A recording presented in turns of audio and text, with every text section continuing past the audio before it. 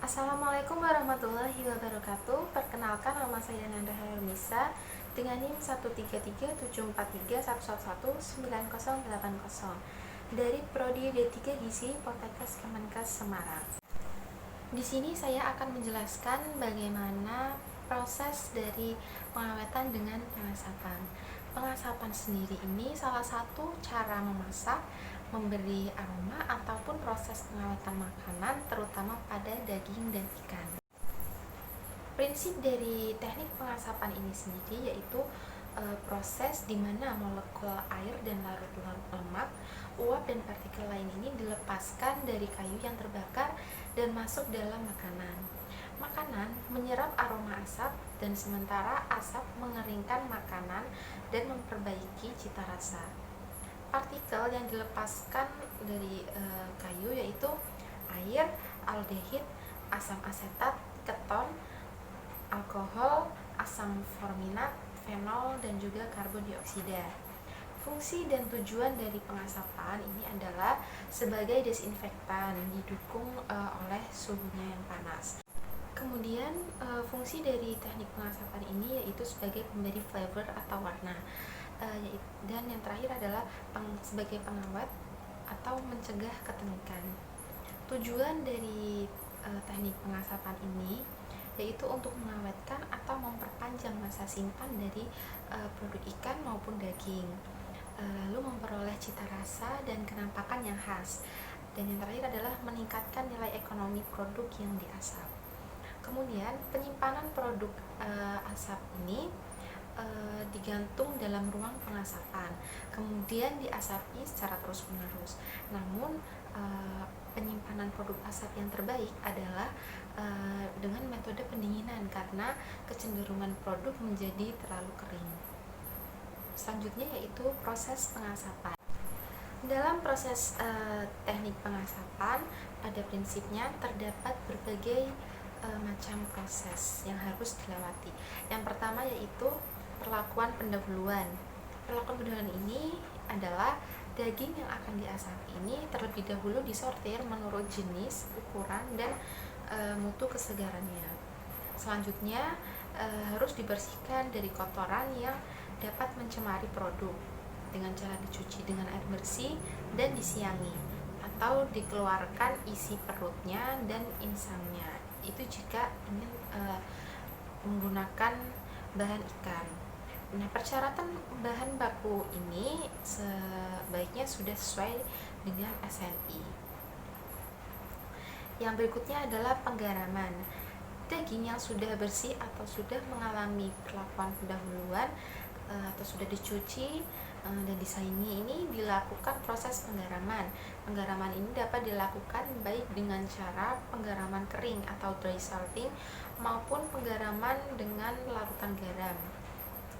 Di samping hal tersebut juga memberikan flavor, tetapi kemurnian dan kepekatan garam yang digunakan harus benar-benar terkontrol. Yang ketiga adalah proses pengeringan. Setelah penggaraman dan pencucian dengan air tawar, selanjutnya dilakukan tahap pengeringan, yaitu untuk menghilangkan sebagian air sebelum proses pengasapan. Proses pengeringan ini sangat menentukan kekenyalan dari produk asap. Jika daging yang sangat basah langsung diasapi tanpa dilakukan pengeringan, maka banyak kandungan dari permukaan daging atau maupun ikan yang akan menguap dan terjadi destilasi. Yang kelima yaitu pengasapan. Tujuan pengasapan dalam pengawetan ikan maupun daging adalah untuk mengawetkan dan memberi warna serta rasa asap yang khas pada produk tersebut. Pengasapan juga bertujuan untuk mengeluarkan uap dari unsur-unsur senyawa fenol ataupun aldehid dari jenis kayu yang diletakkan pada tubuh ikan maupun daging untuk memasukkan unsur-unsur tersebut ke dalam tubuh ikan sehingga menghasilkan rasa dan aroma yang khas, serta mengeringkan ikan maupun daging sehingga dapat efek pengawetan yang diharapkan. Selanjutnya yaitu pendinginan dan pemanasan. Proses pengasapan pada umumnya diakhiri dengan tahap pendinginan dan juga pengemasan. Setelah selesai tahap pengasapan, produk disimpan dalam ruangan yang bersih dan dibiarkan sehingga mencapai suhu ruang yang sesuai. Kemudian dilaksanakan pengemasan. Pengemasan dapat digunakan plastik polietilen, dan untuk memperpanjang umur simpanan produk dapat dilakukan pengemasan hampa udara. Selanjutnya yaitu metode pengasapan. Metode pengasapan ini terdiri dari pengasapan dingin, pengasapan panas, dan juga pengasapan cair. Pengasapan dingin yaitu suhu asapnya tidak boleh melebihi 40 derajat Celcius. Kelembaban nisbi yang terbaik antara 60-70%. Di atas 70%, proses pengeringan berlangsung sangat lambat, dan di bawah 60%, permukaan ikan ataupun daging akan mengering terlalu cepat.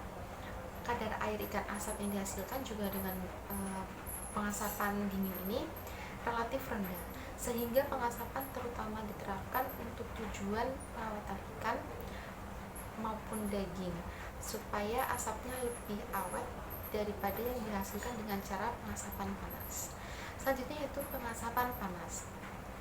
Suhu asap mencapai 120 derajat Celcius atau lebih, dan suhu pada daging maupun ikan bagian dalam dapat mencapai 60 derajat Celcius. Kadar air ikan asap yang dihasilkan relatif masih tinggi, sehingga daya awetnya lebih rendah daripada yang dihasilkan dengan cara pengasapan dingin. Selanjutnya yaitu pengasapan cair. Asap cair adalah hasil dari kondensasi asap pembakaran kayu.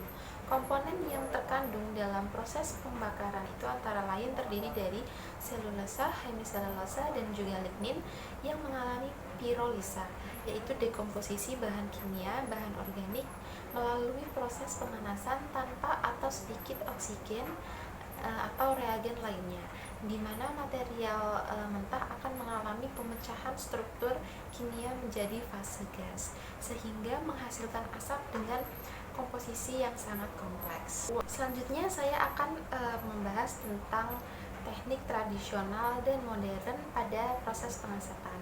Teknik tradisional dilakukan dengan cara membakar kayu atau serbuk gergaji dalam ruang pengasapan atau smokehouse. Selama pembakaran ini terjadi pirolisis kayu, yaitu proses pemecahan komponen kayu.